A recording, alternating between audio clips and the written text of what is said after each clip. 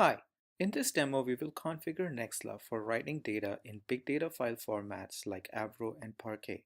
Now if you're not familiar with these file formats, head over to the link in the description to read our white paper on an introduction to these formats. We'll start with the dataset I want to modify and write. It does not matter from where and in which format this data was ingested by Nexla. For example, JSON or CSV files from S3 or FTP, or database records from Snowflake.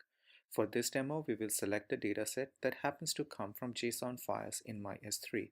Click on the video at the end of the demo to see ingestion from other sources. In this screen, I can modify my data exactly how I want. For this demo, I'll just write my data out as is. Check out the video in the link to see more about the mapping modes. Now, for this demo, I'll write data to my Dropbox, but it could be any file system like SFTP or S3, and the workflow would be the same. Okay, let's connect to my Dropbox account. Just like sources, I can enter credentials or use an existing one. I get a live preview of my account. I can create subfolders that don't exist in my account, all without leaving the Nexla UI. And I can use these system macros for cataloging by date or attribute values.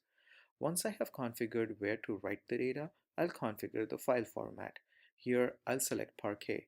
While Parquet is not JSON, this sample preview shows me what a single sample in the file might look like.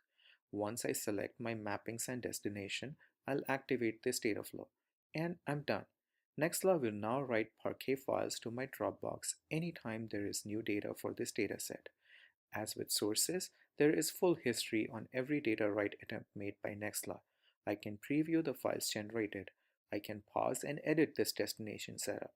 And so to keep tabs on knowing exactly what configuration of a resource was changed, when, and by whom, there is full audit log. Also, with just a click of a button, I can look at everything that happens to my data till it gets written to my Dropbox account. So that was an overview of using Nexla to write big data files to file systems. Check out the video in the link to see all other Nexla features. And if you haven't tried out Nexla yet, I hope you will. Sign up by going to www.nexla.com.